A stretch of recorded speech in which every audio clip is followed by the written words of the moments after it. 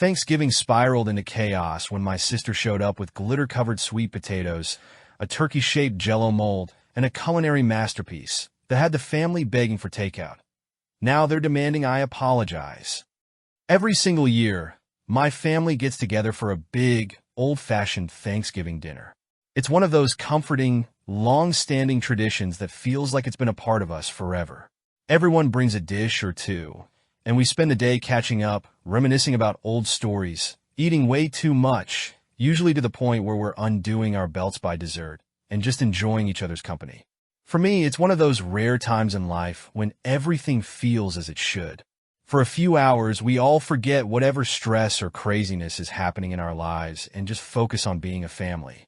But of course, like with any family gathering, there's always a small catch, or in my case, a challenge. My sister, bless her heart, she truly is a wonderful person in so many ways. She's kind, thoughtful, crazy smart, and someone who genuinely wants to contribute and be a part of everything. But when it comes to cooking, let's just say she has a talent for turning a pretty straightforward recipe into something, well, unconventional. And when I say unconventional, I don't mean in a quirky, charming cooking show kind of way. I mean in the wait, is this even safe to eat kind of way. It's not just that cooking isn't her strength. It's like her kitchen experiments have an uncanny ability to go shockingly, hilariously wrong. Imagine someone setting out to make the simplest, most foolproof dish and somehow turning it into an unintentional culinary science experiment gone terribly awry. That's my sister. Take last year's Thanksgiving as Exhibit A. Now, stuffing is one of those dishes that you can't really mess up, right? It's bread cubes, some broth, a little seasoning, and boom, you've got stuffing. But my sister, she managed to make stuffing that tasted absolutely nothing like stuffing. It was overwhelmingly seasoned with this odd combination of cinnamon, cardamom, and what I think might have been nutmeg. It was dry to the point that it practically crumbled into dust the moment you took a bite, leaving you desperately reaching for water, so you didn't start choking on it. And the flavor? Oh, I don't even know where to begin. Let's just say cinnamon does not belong in stuffing. Bless one brave uncle of mine who decided to venture a bite for the sake of politeness. He managed to choke it down with this strained smile on his face, but the rest of the family? Nobody even dared to touch it after the first sniff. The poor dish sat at the end of the buffet table all night, completely abandoned and uneaten. And the stuffing incident isn't even her most infamous contribution. A couple of years ago, she brought a green bean casserole. Now, green bean casserole is one of those classic Thanksgiving comfort foods, creamy, savory, and topped with crunchy fried onions. It's hard to go wrong with something so simple and nostalgic, right? Wrong. My sister, in her endless quest to experiment, decided to swap out typical ingredients for what she considered healthier alternatives. She replaced the creamy part with coconut milk and almond flour. I'll give her points for creativity, but the result was this strange, gelatinous dish that had an oddly chewy texture. Cutting into it was like sawing through a block of off-brand tofu. And the taste? Let's just say nobody went back for seconds that year either. Now, this year is a little different because I'm hosting Thanksgiving for the first time. It's such a big moment for me because hosting kind of feels like a rite of passage in our family. That point where you get to set the menu, make the big turkey decisions, and bring everyone together under your roof. Naturally, I want the whole experience to be as cohesive and enjoyable as possible. At the same time, I'm a little nervous because I know how much work goes into pulling off a successful Thanksgiving dinner. The planning, the cooking, the timing, it's a lot to juggle. So, as the person responsible for coordinating everything, I figured it made sense to take a few proactive steps to avoid the usual hiccups we deal with every year. Which brings me back to my sister. Given her track record with cooking, I thought it would make everything easier and a whole lot less stressful for everyone if I gently suggested that she bring something non-food related this year. You know, something like a few nice bottles of wine, some sodas for the kids, or maybe even a beautiful centerpiece for the table. That way, she'd still get to contribute something meaningful, and we'd skip the annual game of, what is this mysterious dish, and do I really want to try it? I thought this was a kind compromise. I even went out of my way to frame it gently, explaining to her that I wanted to streamline the whole dinner this year and take on the responsibility of the main dishes myself to make sure everything flowed seamlessly. To me, it felt like a win-win. But clearly, I miscalculated. She did not take this suggestion well. She got offended, like really offended. She accused me of being controlling and shutting her out of the family gathering entirely. She even went so far as to say that I was making her feel inadequate and implying that she wasn't good enough to contribute to Thanksgiving. Her argument? Thanksgiving is supposed to be about everyone pitching in, not me dictating what dishes would, or wouldn't, be on the table. I tried to reason with her as gently as I could, explaining that everyone genuinely appreciates her effort. But this way, she'd still be part of the celebration without the added stress of cooking. I thought that would make sense to her. But nope, she didn't want to hear it. Instead, she dug her heels in and declared, with an impressive level of stubborn determination, that she was definitely bringing her famous green bean casserole, whether I liked it or not. And just when I thought the drama had reached its peak, it got worse. Somehow, word of our disagreement spilled out to the rest of the family. Before I knew it, my mom and a couple of other relatives were chiming in, unsolicited, might I add. They all started saying that I should just let her bring whatever she wanted because it's Thanksgiving, and the thought matters more than the taste. One even implied that I was being unreasonable just for wanting the meal to be, enjoyable for everyone. And honestly, this whole thing has left me questioning myself. Am I really being unreasonable here? Hosting Thanksgiving is a ton of work, and all I want is for everything to go smoothly so everyone can have a relaxing, drama-free day. I'm putting so much effort into making the dinner special, and now half the family's acting like I'm the bad guy just because I prefer not to rescue Thanksgiving with takeout. I'm stuck between a weird rock and a hard place. Is it wrong of me to want a Thanksgiving that doesn't involve coconut milk green bean casserole chaos? Thanksgiving is now just over 2 weeks away, and somehow this whole situation has managed to escalate even further than I ever thought possible. Believe me, after my sister's announcement about her Thanksgiving trio experience, I really thought we had reached the peak of drama. Turns out, I had severely underestimated her capacity for turning a family tradition into what feels like an unintentional reality show. Since my last update, my sister has fully embraced the chaos she's creating. I don't know if she's thriving in it or just somehow completely oblivious, but whatever is happening, she has gone all in.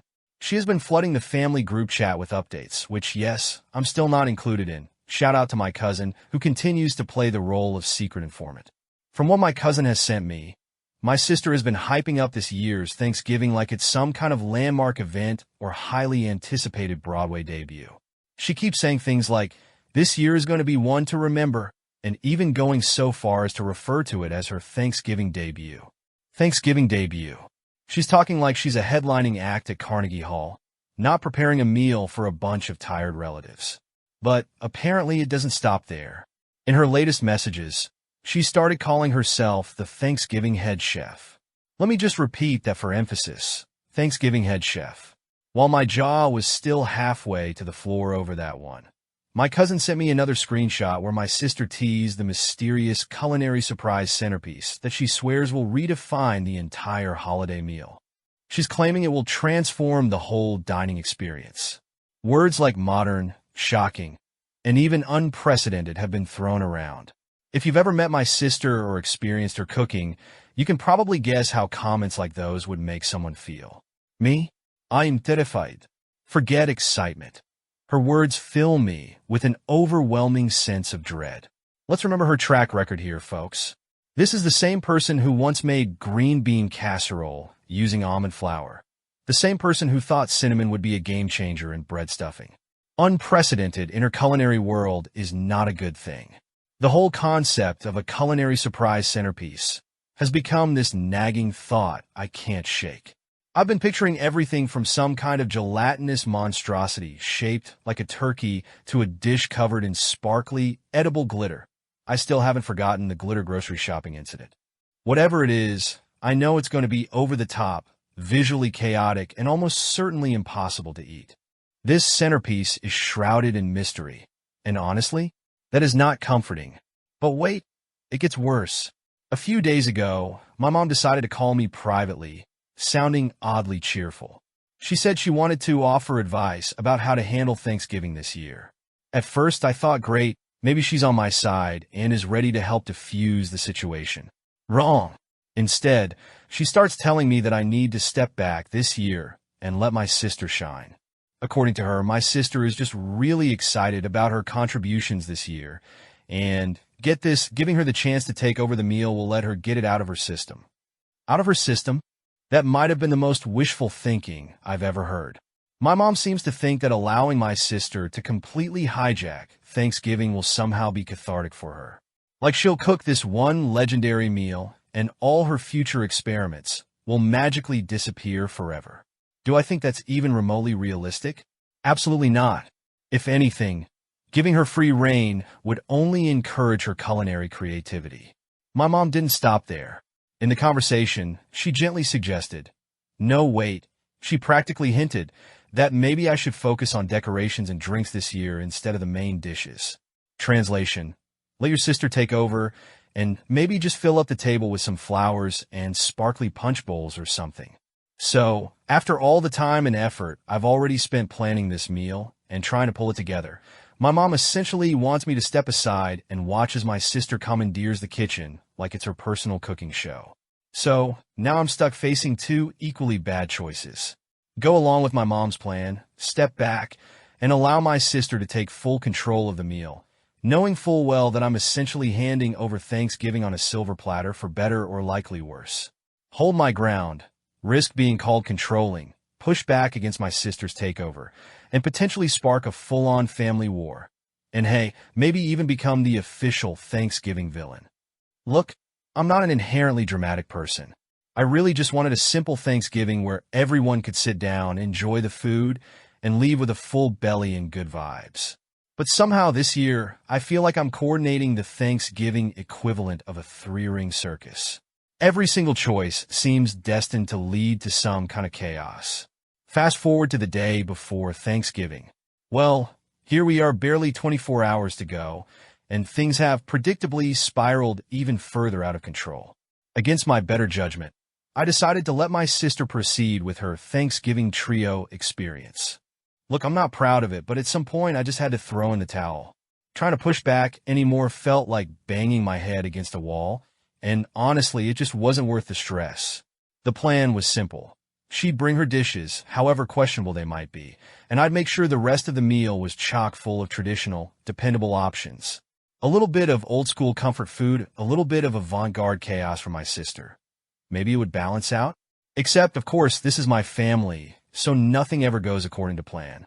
This morning, my mom called me again to update me on what she described as some exciting news. I braced myself, because let's be honest, exciting news from my mom always has a certain ominous tone. Sure enough, she revealed that my sister has decided, on her own, to add a surprise dish at the last minute. No one knows what it is. My sister's been staying tight-lipped about it, refusing to give even the tiniest hint. Based on her history, though, this reveal has me more anxious than ever. For her part, my mom seems relentlessly supportive. She keeps gushing about how sweet it is that my sister is putting so much effort into this year. Meanwhile, some of my other family members are clearly on red alert. My cousin, aka my secret family spy, sent me a message earlier asking if I'd stocked up on backup food. My dad, who is usually the most neutral person in our family, casually mentioned that he's planning to bring an extra batch of rolls this year, just in case. At this point, there's nothing left for me to do except stick with the original plan, try to keep things as normal as possible, and pray that her dishes, whatever in the world they turn out to be, don't overshadow the entire meal. I've made sure to prepare plenty of traditional favorites. The turkey, mashed potatoes, stuffing, cranberry sauce, the works. That way, even if her concoctions are completely inedible, at least no one will go hungry. Do I think tomorrow is going to end in chaos? Oh, absolutely. Am I fully expecting something hilariously and catastrophically wrong to happen? Without a doubt. But hey, maybe that's just par for the course with my family. At the very least, though, it'll make for a memorable holiday, right? Wish me luck. I think I'm going to need it. I'll update after Thanksgiving, because, let's be real, there will almost definitely be something to share. Thanksgiving dinner is officially over, and I'm sitting here questioning everything. My sanity, my family, and whether or not I should ever host a holiday again. It feels like I've just emerged from some twisted fever dream. One part culinary catastrophe, one part Shakespearean family drama, and a heaping spoonful of emotional exhaustion. Honestly, if this day wasn't my actual life, I'd think it was some cruel social experiment designed to see how many disasters one person could withstand before having a complete mental breakdown. I can't believe I'm saying this, but I already know tonight will go down as the Thanksgiving to end all Thanksgivings. For better or, let's be real, for much, much worse.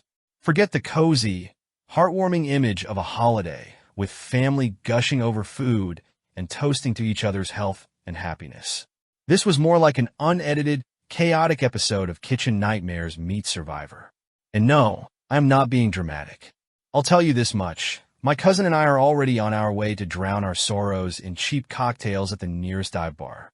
And believe me, this round of Thanksgiving comes with a full, necessary postmortem. You might think I'm exaggerating. Trust me, I'm not. If anything, I don't think words can fully capture the chaos that unfolded tonight. If someone had told me yesterday that Thanksgiving would spiral into this, I would have laughed in disbelief.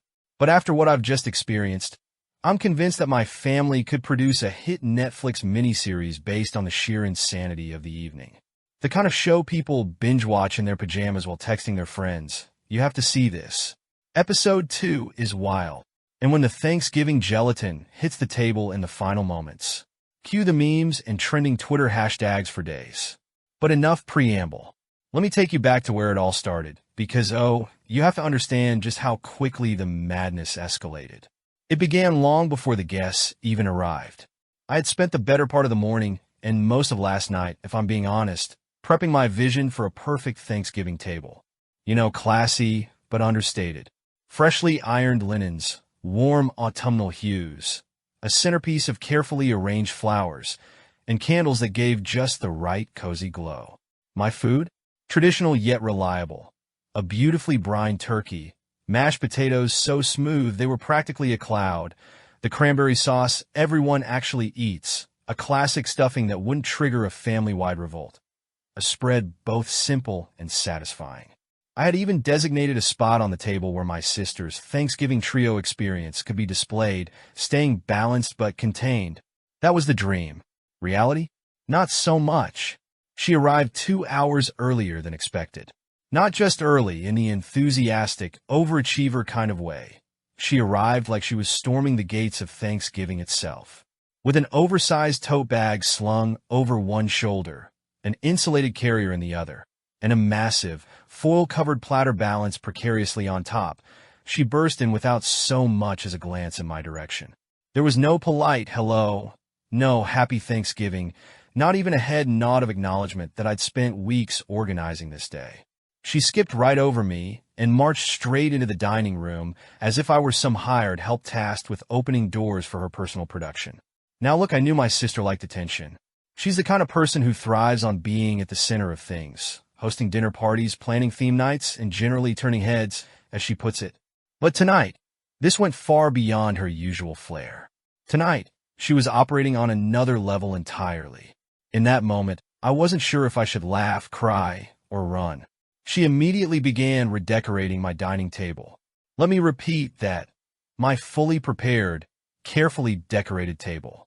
My autumn centerpiece of golden chrysanthemums and greenery, swiped aside. A table setting I'd spent hours arranging down to the last perfect detail, replaced with her own supplies. Yes, she brought her own decor. Out from her bag came this gaudy gold table runner. Think something you'd find at a wedding clearance rack, followed by these elaborate, glittered place cards that she had clearly crafted in one of her trademark Pinterest-inspired sessions. She even brought candles, long, spiral-shaped monstrosities in a shade of metallic green, so aggressively bright that they screamed, "Look at me." With each item she placed down, I could feel my blood pressure rising.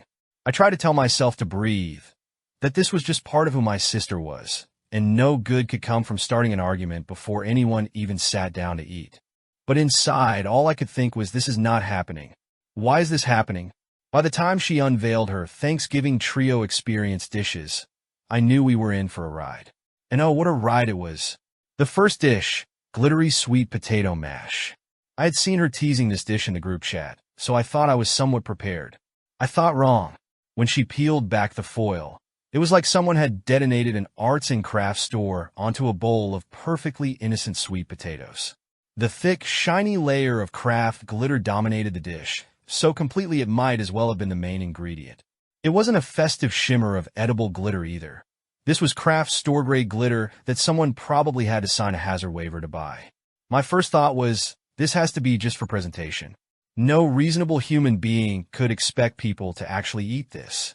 But then one of the kids, naturally bolder than the adults, took a bite and innocently said, "It's so crunchy."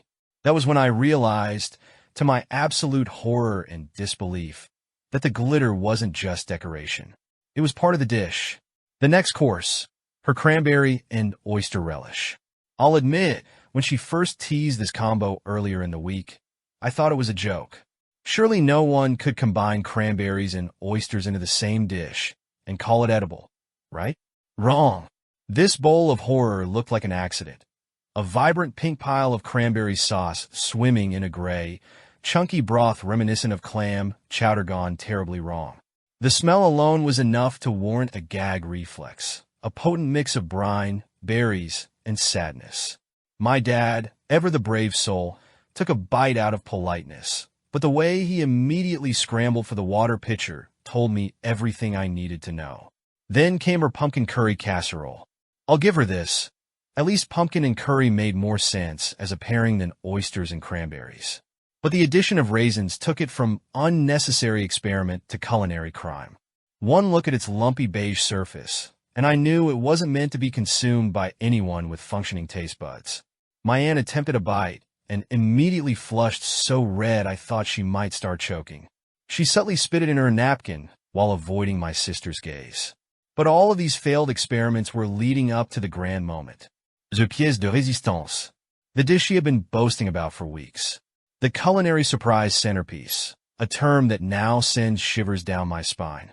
It was quite literally a turkey gelatin mold, as in ground turkey meat blended with gelatin, shaped into a jiggling, translucent turkey-shaped monstrosity. I'm not kidding when I tell you it looked like it belonged in a 1950s horror film, not on a Thanksgiving table. My sister proudly nestled it in the center of the table and surrounded it with a ring of parsley and cherry tomatoes as if the lively garnish could make up for the sheer terror of what we were looking at. The silence around the table was deafening. My cousin was openly choking back laughter.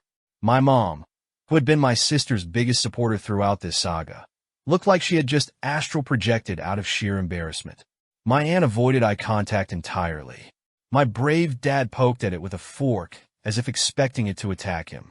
Finally, my sister broke the silence with a bold declaration. "Isn't it revolutionary?" No, it wasn't. The night ended about as chaotically as you'd expect. My sister didn't take well to the less than enthusiastic reception of her dishes. She accused the entire family of being stuck in the past and refusing to appreciate her vision. She even turned on me, accusing me of sabotaging her night with my uninspired menu of ham and mashed potatoes. By the time she stormed out, she had declared us all culinary failures and vowed that she'd be famous someday. And then you'll all regret this. As she left, the table let out a collective sigh of relief. We quietly disposed of her creations like we were handling biohazard material, and the emergency ham became the true Thanksgiving hero. My cousin and I are now decompressing at the bar, already joking about how this year's holiday will be forever remembered as the year of the glitter turkey jello. One thing's for sure. Next year, we're either eating out or canceling Thanksgiving altogether.